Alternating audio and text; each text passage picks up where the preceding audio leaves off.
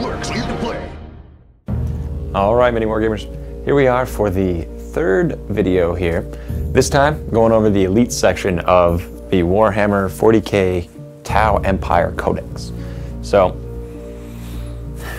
this is a tough one. Troops, that was easy. We know who we're going to bring for troops. HQ, they're all pretty good except for Shadow Sun. Elites, you've got three choices. You've got your stealth suits, your battle suits, your crisis suits, and your Riptide suit. These are the new stealth suits. They got a big buff in 6th edition when they got stealth and shrouded. So in a ruin, they have a 2-up save. That's pretty nice. The problem that they had though was that their guns only shot 3 shots, and for the same cost, you could bring 3 fire warriors who had longer range and 3 wounds because there's 3 of them. The Assault 4 though on the burst cannons now makes them actually that little bit to put them in being rather useful. The problem that they run into though is that they have to compete with battle suits and the Riptide. Now I haven't used a Riptide yet, I don't have mine here yet, so unfortunately I can't say exactly what I think of how well it works in the battles. But I have used battle suits, I have used crisis suits, and they are a very good jack of all trades in that they can do whatever you need. They're your Swiss Army knife. It's like, oh, you have a tank? Let me pull out my Melta, or my plasma for heavy infantry, or my burst cannon, or my flamethrower, or whatever you need. Like, they've got everything that you'll need to get it. Not to mention they have access to all the support systems, which can be all kinds of bonus effects: shooting aircraft, moving, slowing, attacking, like whatever all the support gear you can have, hit and run, fleet, what name you. So they've got all those benefits now. In addition to that, you've got the Riptide. Now, he looks like, and I can say looks like because I haven't used it yet, but he looks like a guy who's going to either massacre mechanized infantry or tanks. Or you can give him Skyfire if you really decided that, you know what, sometimes I just need, and that's it. You just gun down planes. You can give him Interceptor and Skyfire and just have him sit there and fire his ion cannon or the big heavy repeater there, the Strength 7 AP4, I think it is. Heavy burst cannon, and just fill the sky with shots and just make sure that nobody gets to bring their planes in. So, I mean, that's an option. You know what? I actually think that would be a good way to run him, because he can have 2 support systems. So you could give him Interceptor and Skyfire, or even just Skyfire. I don't think he really needs Interceptor because I can't think of a plane out there that could one-shot kill this guy. Even a team of them, unless you got really unlucky and you failed all of your saves, but you could give them Feel No Pain with Skyfire, and then you give him the heavy burst cannon, and then you're just constantly overcharging your Nova reactor to shoot 12 times and just blow up a plane, blow up a plane, blow up a plane, and there you go. Totally dominate the air. And then of course you've got your Sun Sharks and your Barracudas, well, Sun Sharks anyway, and the Razor Shark, I think they're called. But yeah, that could be entirely an option. So I'll test it out if you have one already. I'll probably be testing one out later this week because I don't have mine yet, but I want it. And then of course you've got your other choice, the battle suits, who, like I said, Swiss Army knife. So, you know what, as I think about this, I don't think you're going to replace battle suits with the Riptide, because frankly, he doesn't have the amount of shots that those guys are gonna have. Not to mention they get the little benefit of having an additional wound on him. They have 6, because there's 2, 2, and 2. He has 5, but it's just him.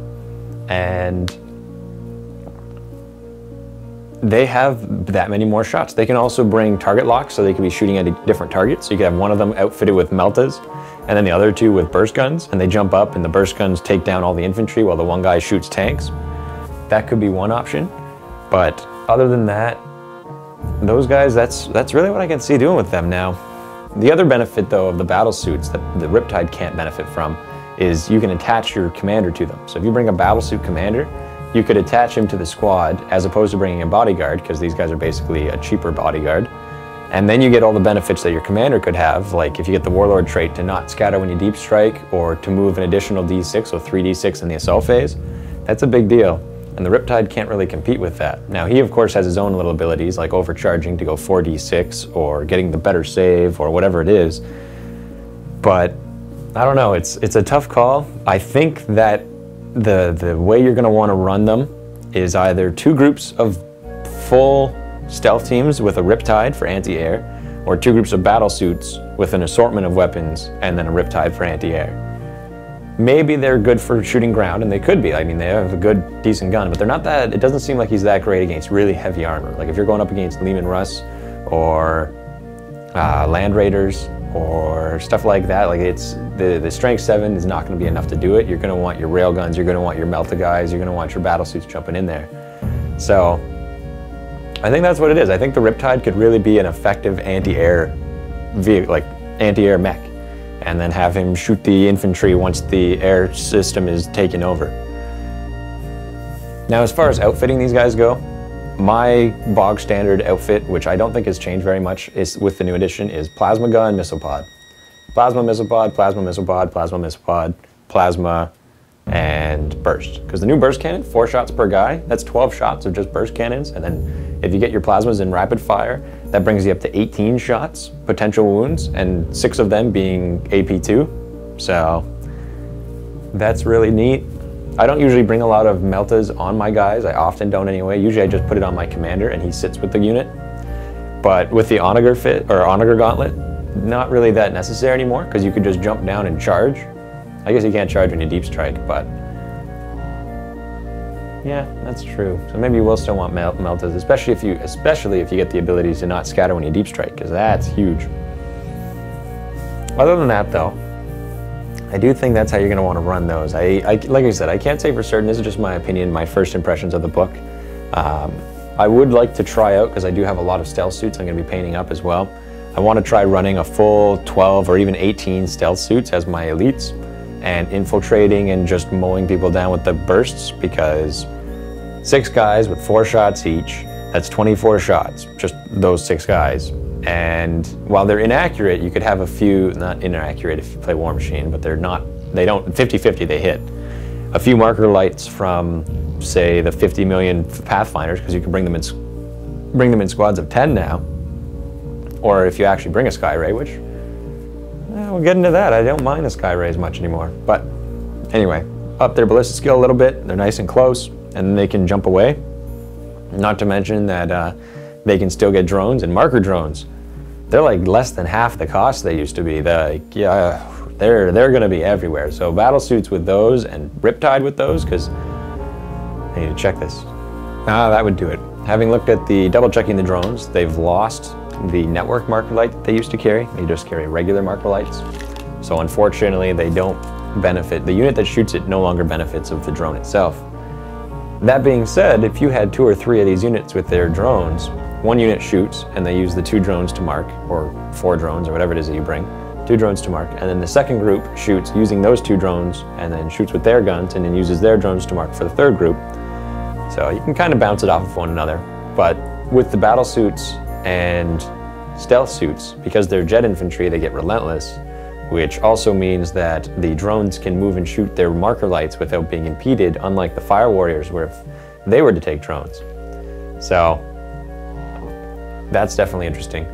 But let me know what you think. Leave a comment down below.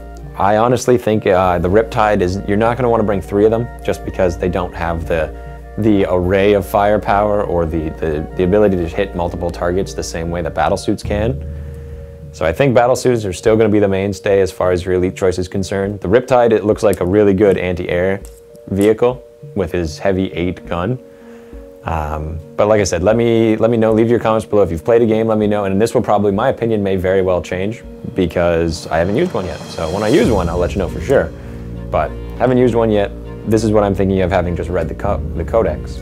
The battle suits, same way. Stealth suits, they might actually be useful now. I agree. They've changed my mind, and I used to think that they were garbage. They were a waste of points compared to the regular Fire Warriors, but now, not so much. So, stay tuned, MiniWarGamers. We're going to go into probably my most interested section so far is the fast attack. Actually, this one was pretty good. Riptide's really cool looking, but the bomber and the fighter and the Pathfinders. One of those 3 is like totally, your whole army depends on your Pathfinders, but I'll talk about that one in my next video. So happy wargaming, MiniWarGamers. Stay tuned for more bat reps and tacticas and rules you got wrong, live shows. Whatever you want to see, leave a comment below. We'll certainly try and help you out. Happy wargaming.